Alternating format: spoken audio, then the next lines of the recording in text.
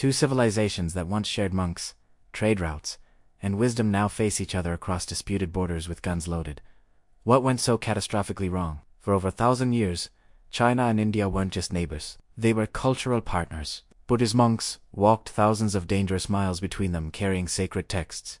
Traders filled mountain passes with silk and spices. Ideas flowed like rivers from one civilization to the other. These two ancient powers shaped Asia together, learned from each other, respected each other. Then came the modern world, and everything shattered. So let's understand how two civilization twins became enemies. The monk who risked everything. The year is 629 CE.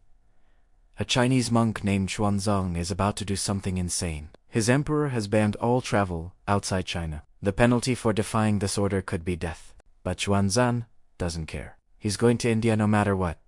Why? Because he wants the truth about Buddhism straight from the source. Xuanzang started a 17-year journey that year. Much of it spent as a fugitive, traveling under cover of darkness. This guy crossed deadly deserts where people died of thirst. He climbed mountains so high you could barely breathe. He faced bandits, storms, freezing cold, all to reach India and study Buddhism. When Xuanzang finally made it to India, something amazing happened. The welcome he received was so enthusiastic that he was integrated seamlessly into Indian intellectual circles. Here's a Chinese monk, thousands of miles from home, and Indians treated him like a celebrity. He studied at Nalanda University, one of the greatest learning centers in human history. Thousands of students from all over Asia came there to learn. It wasn't just about religion. People debated philosophy, medicine, mathematics, astronomy. Intellectual diversity wasn't just tolerated, it was cherished. Monarchs supported a variety of religious establishments. No one forced a single belief system. Xuanzang spent years in India, learning from the best teachers. He collected 657 Buddhist texts and brought them back to China. The success of Xuanzang's mission is evident not only from the 657 Buddhist texts he brought back, but also from the quality of translations he undertook. When he returned home, the same emperor who banned travel welcomed him as a hero and made him a court advisor. Xuanzang's story became legendary. It inspired one of China's most famous books, Journey to the West. But Xuanzang wasn't alone. He was part of something much bigger. The Silk Road wasn't just about trade. Buddhist monasteries emerged near irrigated oases at Khotanku Chaturfu and Dunhuang on the northern and southern branches of the Silk Road. These weren't just rest stops. There were cultural centers where Chinese, Indian, Persian, and Central Asian people mixed ideas, languages, and beliefs. Buddhism didn't spread through war or force. It spread because people wanted it. Buddhist monks accompanied merchant caravans along the Silk Road, preaching their religion along the way. The Chinese silk trade boomed during the Han Dynasty. At the same time, Buddhist monks spread their message. By the first few centuries of the Common Era, Buddhism entered Han China via the Silk Road. Beginning in the 1st or 2nd century CE, Chinese emperors built temples. Monks became some of the most respected people in society. Buddhism changed everything about Chinese culture. Their art, their literature, their way of thinking about life and death. And it wasn't one-way traffic. China sent back their own monks to learn. They brought silver, silk, and respect. For centuries, this exchange continued. The travels of Buddhists, monks, and pilgrims and the simultaneous circulation of religious texts and relics not only stimulated interactions between Indian kingdoms and various regions of China, but also influenced people living in Central and Southeast Asia. This was globalization before anyone called it that. Two massive civilizations talking to each other, learning from each other, without the need for armies or conquest. It was peaceful. It was beautiful. It worked. So what changed? The British drew lines on maps. Fast forward to the 1800s.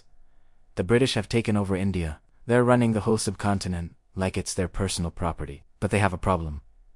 China borders their new territory in the north. The Himalayas stretch for thousands of miles. Some peaks are so high nobody's ever climbed them. Local tribes live in valleys, without caring about whose empire they belong to.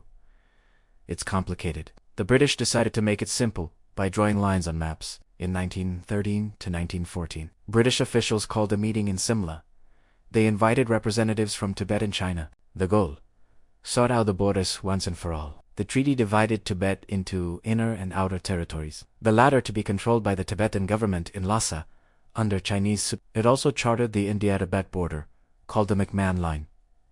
This is where things get messy. The British negotiator, Sir Henry McMahon, drew a line along the tops of the Himalayan mountains. This line would separate British India from Tibet. The bilateral agreement between Tibet and Britain was signed by McMahon on behalf of the British government and Longchan Shatra on behalf of the Tibetan government. It spans 890 kilometers from the corner of Bhutan to the Issu-Razi Pass on the Burma border. Tibet agreed to this line, but China refused to sign the principal agreement because it believed that Tibet was an integral part of China and had no power to enter into treaties. Do you see what the British just did there? They drew a border between two regions, got one side to agree, ignored the other side's objections, and 10 left. Since the lapse of British rule, the Chinese government has consistently refused to accept the McMahon line, claiming their absence in the clandestine arrangements dilutes its legitimacy. This McMahon line wasn't a small issue.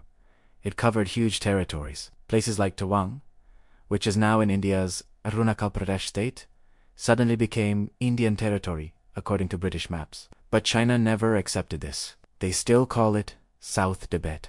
The British drew another controversial line in the western sector too, in the Axichian region. In 1865, a British official of the Survey of India, William Johnson, proposed a boundary termed the Johnson Line, which placed the region of Axichian inside Kashmir. Again, China never agreed to this. India entered independence without its northernmost frontier. When the British packed up and left India in 1947, they left behind unclear borders, unresolved disputes, and two newly independent nations with very different ideas about where their territory ended. The dream of friendship dies.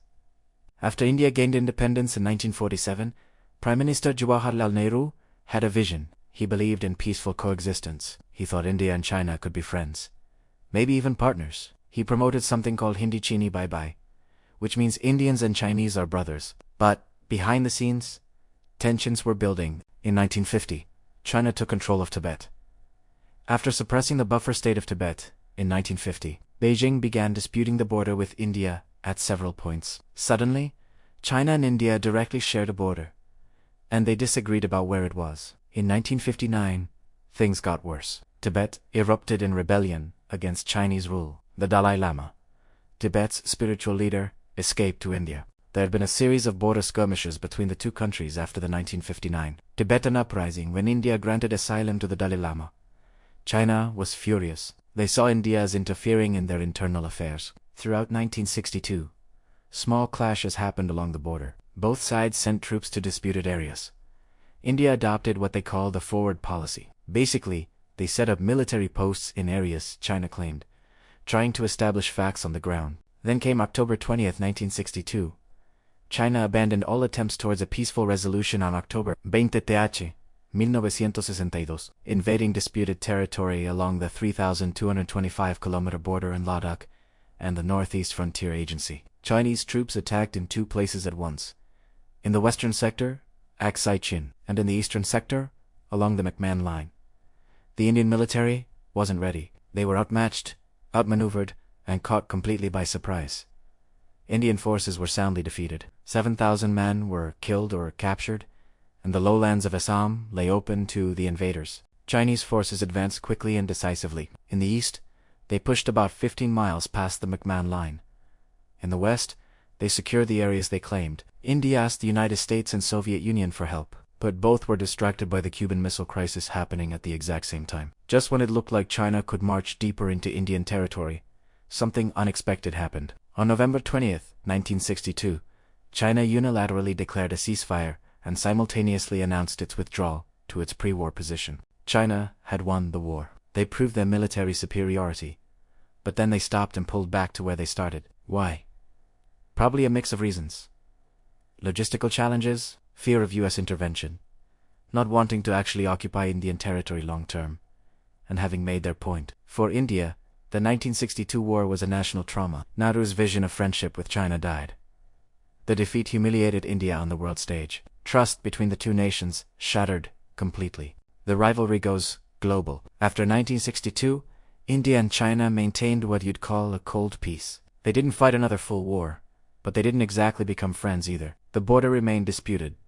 Both sides claimed the same territories. Small military standoffs happened regularly. In 1967, there was a brief clash. In the 1980s, tensions flared in some Darong issue, but both countries tried to manage the situation. They signed agreements about how to handle border disputes peacefully.